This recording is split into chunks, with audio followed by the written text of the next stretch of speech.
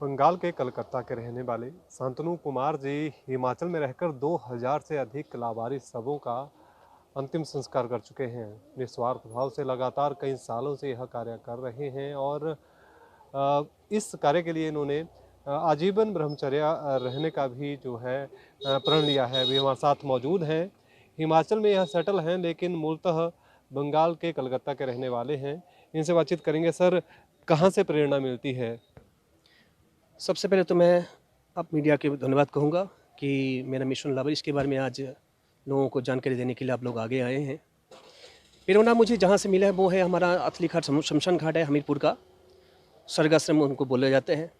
वहाँ पर हमारा शहर में कोई भी देहांत होते हैं हम उनके अर्थियाँ तैयार करते हैं और वहाँ पर जलाते हैं और उसको विधिवत जो है उसको हम धो धा के दे देते हैं हरिद्वार जाने के लिए।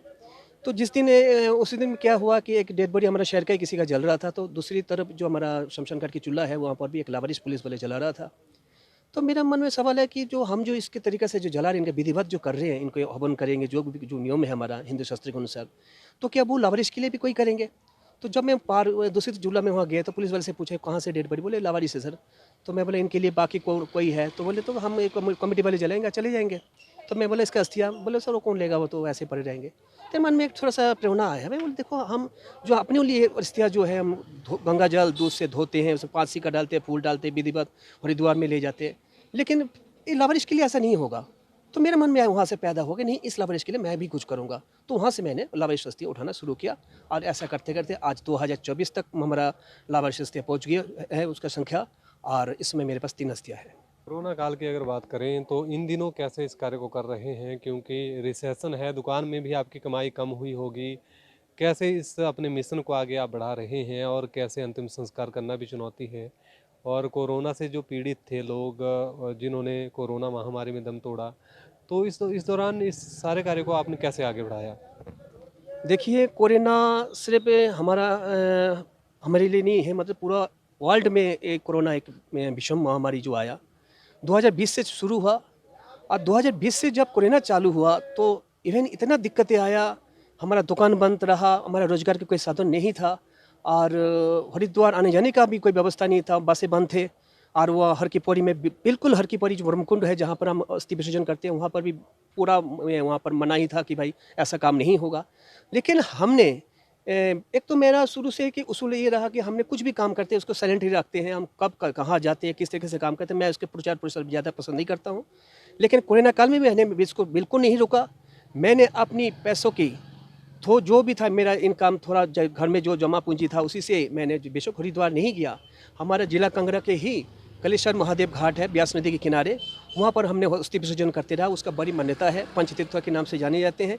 इतना ही नहीं, हमने जो साल में श्राद्ध आता है पितृपक्ष अमावस्या के दिन है, वो हरिद्वार में नहीं हो पाया 2020 में, तो हमने हरिद्वार नहीं गए, वो कलेश्वर महादेव की आपका ब्यास नदी के किनारे जो वहाँ पर आपका घाट है उस घाट में हमने श्राद्ध किया। विधिवत हमने जो आज तक ये लावारिस हुआ है उनके इकट्ठा ही हमने श्राद्ध किया।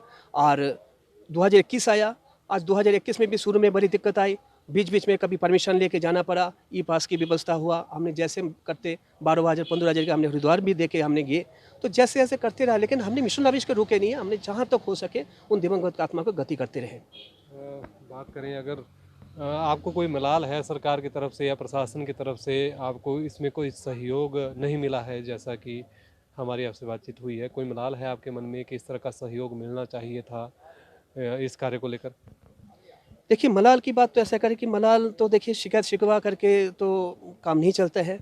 लेकिन मैं तो ये कहूँगा कि देखिए आज तक मैंने सरकार से सिर्फ इतनी सी मैंने मांग की थी कि मुझे एक हमीरपुर से हरिद्वार आने जाने के लिए एक पास दिया जाए, निःशुल्क पास, ताकि कम से कम महीने में एक बार दे दे, ताकि हमारा यहाँ आने जाने में थोड़ा सा मतलब बड़ी अच्छा सहयोग हो जाए।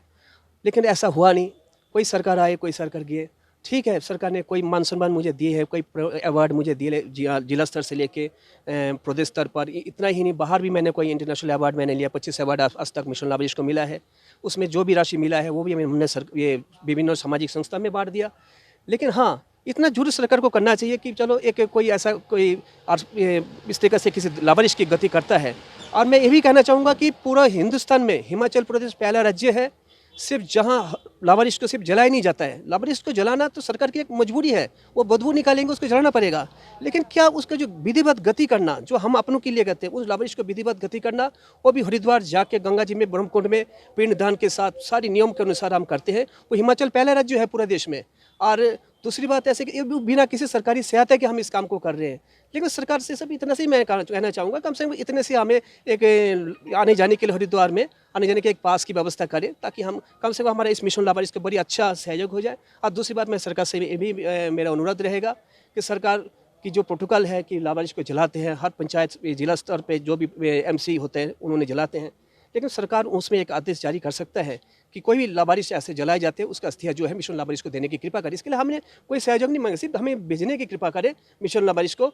वो मेरा मोबाइल नंबर है 94 180 96 502 पर, ताकि वो ज़्यादा से ज़्यादा जो भी लावारिस हमारे यहाँ जलाए जाते हैं उसको आत्मा जो भटक रही हैं पूरा प्रदेश में, उनको ज़्यादा से हम गति कर सके, यही हमारा लक्ष्य है। बाकी हमें कोई मांग नहीं है हमारा सरकार से। धन्यवाद सर। अभी हमारे साथ जुड़े थे शांतनु कुमार जी, हजारों किलोमीटर दूर कलकत्ता से हिमाचल में आकर यहाँ इस पुण्य कार्य को कर रहे हैं। इनकी छोटी सी मांग है कि हरिद्वार जाते हैं अस्थि विसर्जन के लिए, वहाँ के लिए कम से कम एचआरटीसी की बस में इनको बस पास की सुविधा उस दौरान मिल जाए।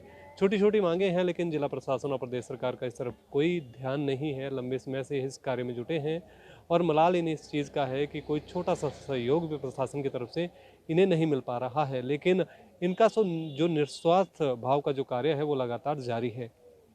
ईटीवी भारत के लिए हमीरपुर से कमलेश भारद्वाज।